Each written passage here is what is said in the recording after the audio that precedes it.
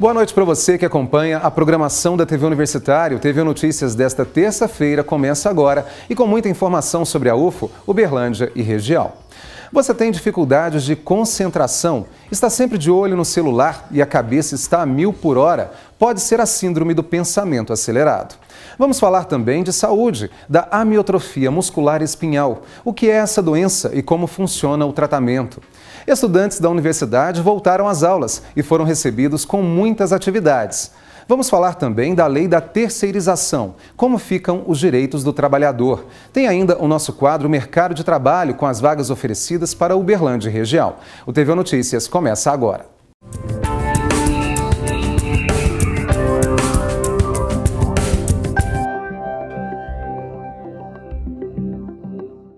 A gente começa o TV Notícias falando de saúde. Você já ouviu falar em amiotrofia muscular espinhal, mais conhecida como AME?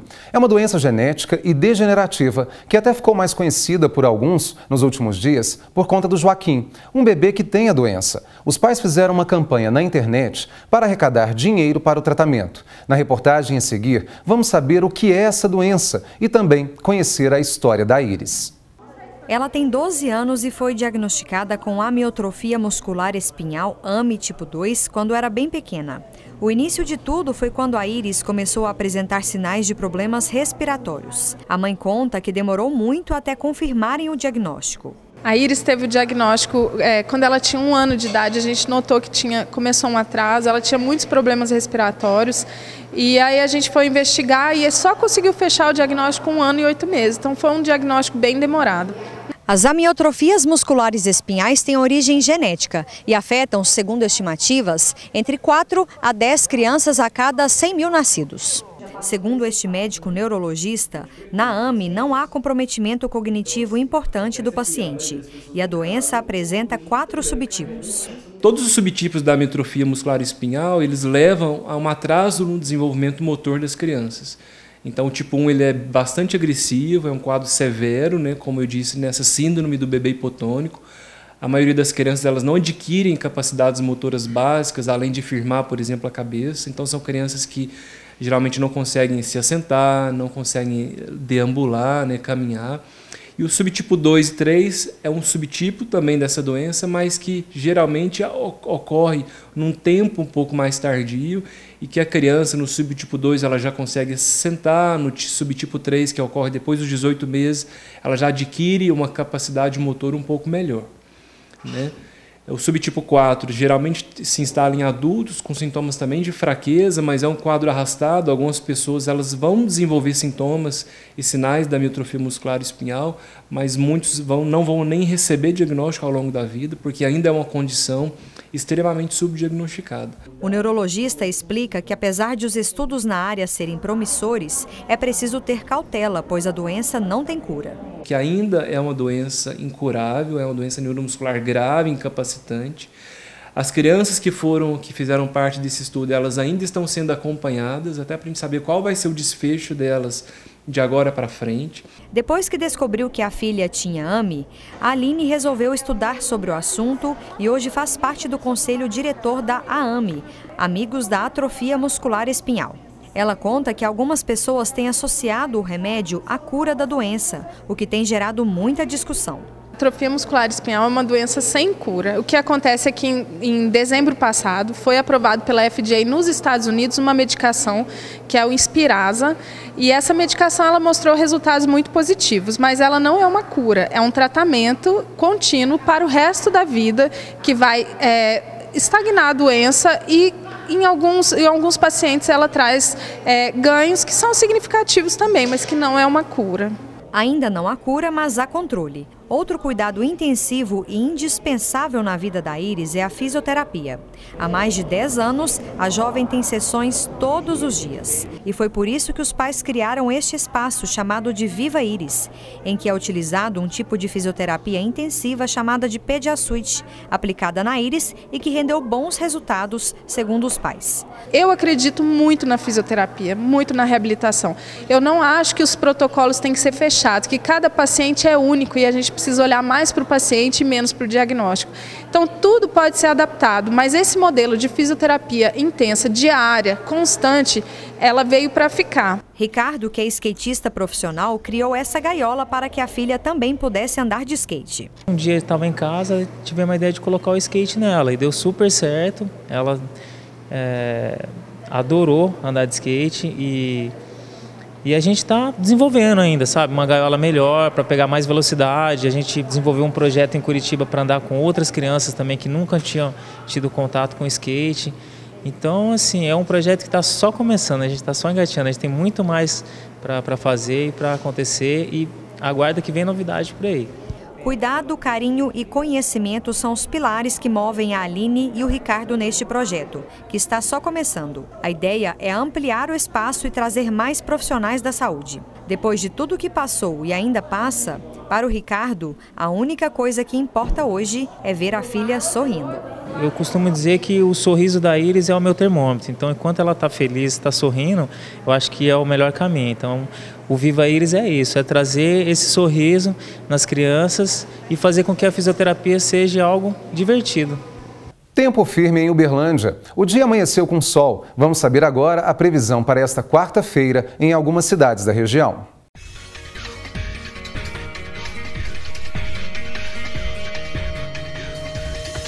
Em Uberlândia, o dia começa com sol e tem possíveis pancadas de chuva à tarde e à noite. Mínima prevista de 19 e máxima de 30 graus. Altas temperaturas em Estrela do Sul. Vai fazer muito calor. Sol durante quase todo o dia e pode chover forte no fim da tarde. Mínima de 20 graus e máxima de 32. Em Nova Ponte, o calor também predomina, com sol pela manhã e possíveis pancadas de chuva à tarde e à noite. A mínima prevista para quarta é de 20 graus e máxima de 31. Em Araguari, sol logo cedo e pode chover ao longo do dia. Possíveis pancadas de chuva à noite. Mínima de 17 e máxima de 29 graus. Pode chover em Tupaciguara à tarde e à noite, mas com sol durante quase todo o dia. Mínima de 18 e máxima de 30 graus. Os estudantes da Universidade Federal de Uberlândia voltaram às aulas e tiveram uma recepção calorosa, com muitas atividades programadas. O campus Santa Mônica amanheceu assim, bem movimentado. Também teve evento de recepção no campus Educação Física. E no Moarama, os ingressantes receberam as boas-vindas com direito a muita música. Um repertório especial preparado pelo coral da UFO. Um repertório eclético em que abordamos desde o século XVI até a contemporaneidade. O vice-reitor da Universidade Federal de Uberlândia, Orlando Mantesi, parabeniza os estudantes pela aprovação no vestibular da UFO, que é muito concorrido. É um momento muito importante na vida deles. Venceram uma batalha, que é o vestibular, oportunidade de educação numa das melhores universidades do país, e nós temos inteira confiança no desempenho deles. O semestre letivo começou oficialmente dia 3 de abril e vai até 3 de agosto. Esta semana são várias atividades para dar boas-vindas aos ingressantes e mostrar a eles tudo o que a UFO tem de melhor. Cada vez mais a universidade ela não é uma ilha separada da cidade ou da comunidade. A universidade ela existe a partir de uma integração que ela faz com a comunidade. É isso que vale na universidade. O aluno vem para cá, mas ele tem que ter uma convivência com a sociedade que está no entorno da universidade. Além da administração superior, os estudantes foram bem recebidos pelos veteranos. Juliana é aluna do 2º período de Engenharia Ambiental. Ela conta que a turma preparou várias atividades para interagir com os novatos. A gente preparou também que é tipo uma caça ao tesouro para que eles possam conhecer todo o bloco, tanto do Santa Mônica, da UFO. Ivan escolheu o curso de Engenharia Ambiental. O uberlandense está orgulhoso e satisfeito em ingressar na UFO. É um sonho estar entrando na Universidade de Uberlândia aqui. Parabéns, Ivan, e a todos aqueles que ingressaram na universidade. Sejam muito bem-vindos. E daqui a pouco tem as vagas de emprego e estágio para Uberlândia e região. E mais, vamos tirar as suas dúvidas sobre a lei da terceirização, como ficam os direitos do trabalhador. O TVU Notícias volta já.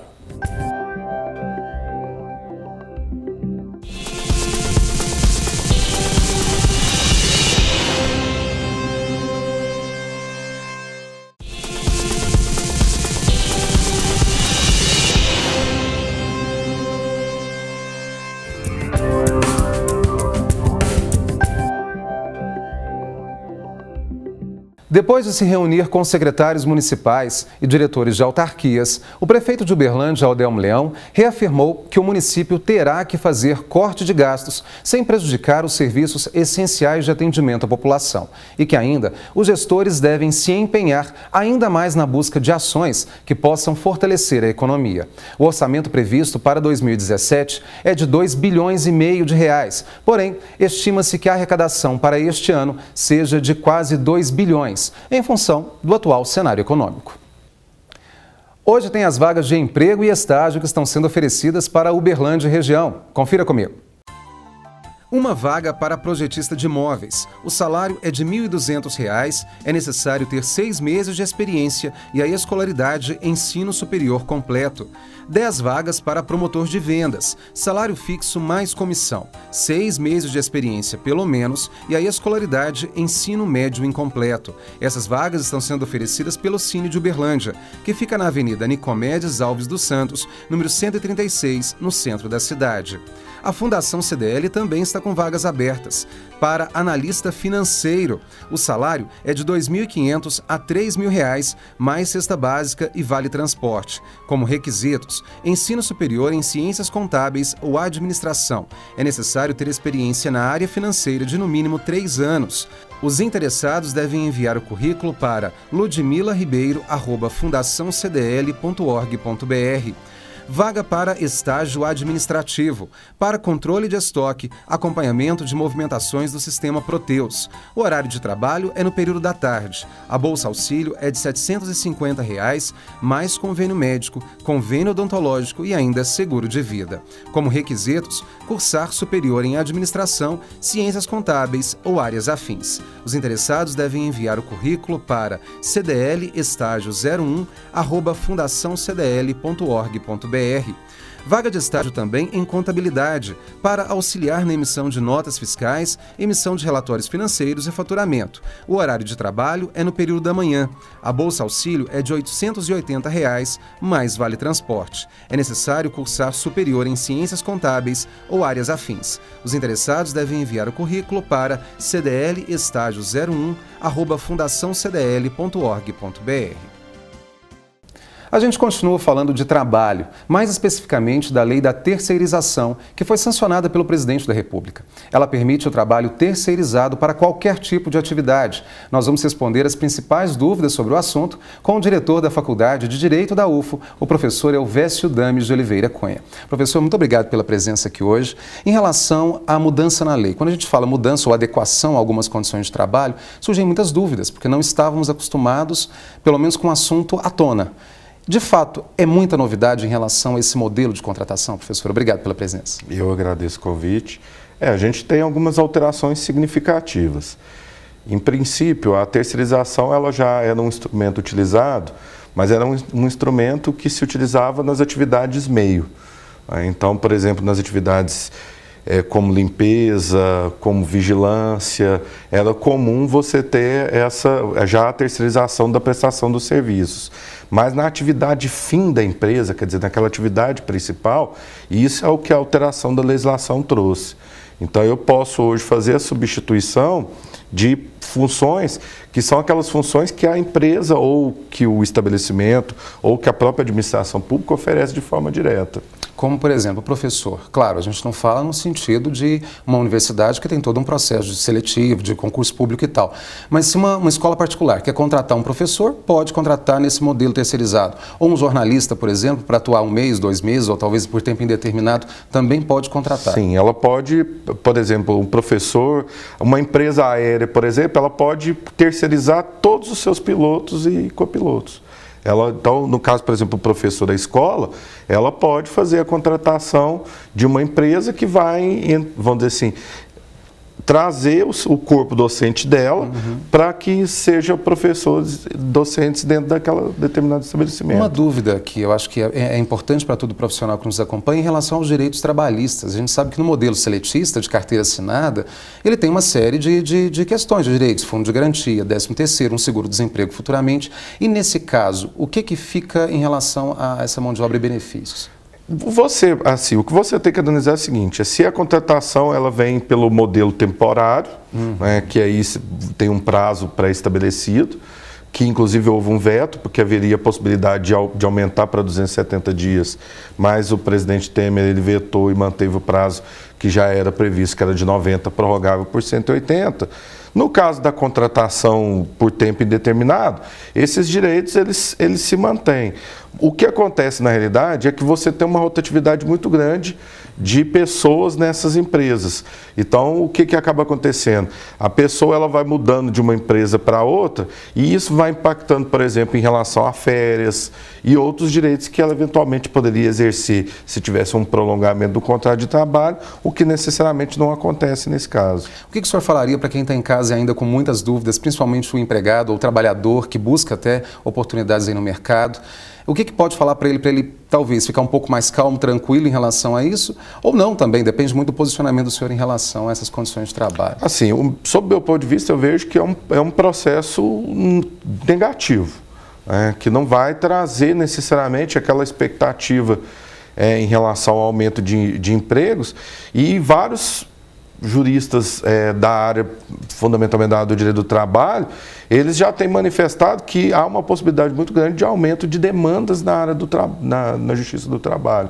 E por quê? Porque como você vai ter uma rotatividade muito grande, muitas vezes esses direitos não vão ser adequadamente garantidos aos trabalhadores. Então ainda é um processo, evidente que é uma lei que foi sancionada né, no dia 31 e ainda é muito cedo para a gente dar um parecer efetivamente do que vai se dar a partir de agora. Mas tem que se ter cautela. Né? Então não existe uma garantia de que vai efetivamente resolver o problema do desemprego do país. Professor Ovesio, olha, muito obrigado pelos esclarecimentos mais uma vez. Eu agradeço.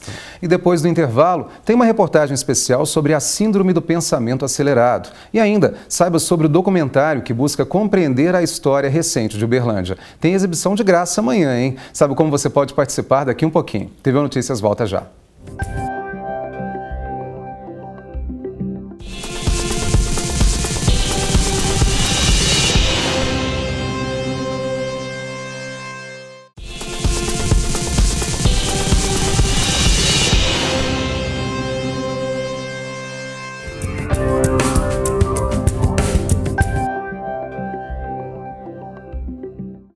Amanhã será exibido no bloco 3Q do campus Santa Mônica da UFO o documentário Delírios da Ordem, Fantasmas do Progresso, que busca compreender a história recente da cidade de Uberlândia. Quem traz mais detalhes é a repórter Gislene Rodrigues.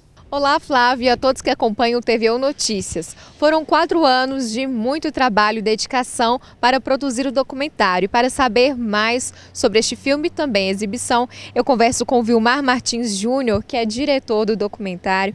Vilmar, conta pra gente o que vocês pensaram ao desenvolver esse projeto. Olha, a gente pensou em levar esse assunto para as pessoas comuns que moram em cidades de interior, né, que são a maioria das pessoas no Brasil.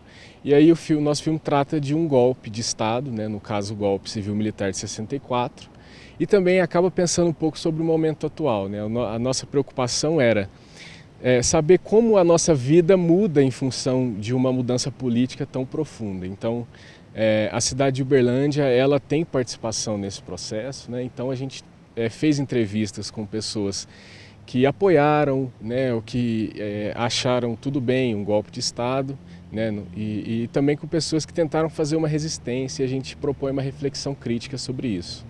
Além então da exibição do documentário, vai ser um ambiente para as pessoas trocarem ideias sobre o que assistiram, debater o assunto? Sim, a gente espera que depois do filme as pessoas fiquem para uma conversa, né, e a nossa equipe vai estar disponível para conversar com o público. Então agora vamos reforçar o convite, o horário e o local de exibição. Vai ser aqui na UFO, amanhã, quarta-feira, 5 de abril, às 20 horas, no auditório 3Q. A entrada é gratuita. Ok, Vilmar, muito obrigada pelas informações. É com você, Flávio. Obrigado, Gislene. E eu vou reforçar para você que nos acompanha. O documentário será exibido nesta quarta, às 8 da noite, no anfiteatro do Bloco 3Q do Campus Santa Mônica. A entrada é de graça. Você consegue se desconectar? Tem dificuldades de concentração? Chega em casa e a cabeça está a mil? Acha até que o dia poderia ter mais horas? Ou olha o celular a todo momento, mesmo sem ter notificação? Cuidado, você pode estar com a síndrome do pensamento acelerado. Quando o assunto é ansiedade e tecnologia, as respostas são variadas. Eu não sou daquelas que o tempo inteiro no celular, mas eu confesso que aquelas horas antes de dormir eu realmente não consigo me desligar. Eu sou muito viciado em tecnologia, mas eu tenho, eu tenho meus tempos que eu sou mais calmo, que eu prefiro ler, que eu prefiro assistir um filme, alguma coisa assim. Ansioso eu não sou. Ansioso eu acho questão de momento, né? E viciado digital, pouco. Pois é, a tecnologia caminha junto com a chamada síndrome do pensamento acelerado. É aquela bagunça mental caracterizada pelo ritmo alucinante de pensamentos e um grande desgaste emocional. O uso exagerado de dispositivos eletrônicos, como o smartphone, por exemplo, está diretamente relacionado ao desenvolvimento da síndrome, que, se não tratada, pode provocar outros problemas de saúde mais graves. Essa síndrome, ela pode evoluir para transtornos, né? Transtornos de ansiedade. Quais? Da ansiedade generalizada, que é uma preocupação, né, o tempo todo de que alguma coisa vai acontecer, alguma coisa ruim vai acontecer. Ou um transtorno de pânico, né, que a pessoa tem aquela perda de ar, né, que ela acha que ela está com uma sensação de morte, de perda de controle. Também para humor depressivo, quando bate aquela exaustão, né, e aí a pessoa pode ficar depressiva. Ou sintomas de exaustão de estresse, né? A pessoa não vai percebendo ali o limite que o corpo está pedindo e, de repente, ela chega numa fase de exaustão do estresse. Para alguns especialistas, a ansiedade é o mal do século. Atinge de 70% a 80% da população mundial e nem as crianças têm escapado. Quando falamos de síndrome do pensamento acelerado, que é uma ansiedade excessiva, alguns profissionais são mais propensos a desenvolver. São eles jornalistas, médicos, executivos e professores. São várias as formas de tratar a síndrome do pensamento acelerado. E atividades simples, como andar descalço na terra e ter contato com a natureza, ajudam e muito a aliviar as tensões. A acupuntura é uma aliada no tratamento da ansiedade e da síndrome do pensamento acelerado. Medir o pulso e avaliar a cor da face da pessoa são maneiras de ajudar no diagnóstico. Para cada paciente, uma forma de tratamento. As agulhas são colocadas em pontos precisos do corpo. Quando você coloca as agulhas, então pelo próprio mecanismo da acupuntura, você vai estar mandando a informação para o cérebro. O próprio cérebro libera as substâncias que vão fazer com que haja a diminuição dessa ansiedade, que vai poder curá-la, vai poder tornar ela mais tranquila, mais calma. E não custa lembrar, em tempos de overdose de estímulos, informações, trabalhos, é preciso dar uma pausa, respirar fundo e desconectar. Fica a dica, em vez de olhar para a tela do celular, que tal olhar para você mesmo e refletir um pouco sobre a vida? Fazer atividades que não tenha a sensação de correria, mas de tranquilidade, de leveza, para a pessoa ir desautomatizando o corpo, né, dessa correria toda, desse aceleramento, né? Então a gente começa por aí, técnicas de relaxamento, de visualização criativa, a higiene do sono, que é extremamente importante, né, de não levar o smartphone para a cama, de colocar limite para as mensagens. Então é nessa linha que a gente vai trabalhando. A dona Antônia não se considera ansiosa e não curte muito tecnologia, não. Pelo amor de Deus, eu não acho bom esse jeito, não. Acho muito errado. Errado, mas erradíssimo. Quem mexe com essa coisa, ficar com o celular na mão. Isso vai ficar todo mundo cego. Dona Antônia, é mais ou menos por aí, mas como nós vimos na reportagem, o ideal realmente é observar o que a gente tem feito e balancear aí junto das atividades profissionais e dos estudos também. O TV Notícias de hoje termina aqui. Eu conto com você amanhã às 10 para as 7 da noite. Boa noite. Fique agora com o Jornal Minas, segunda edição.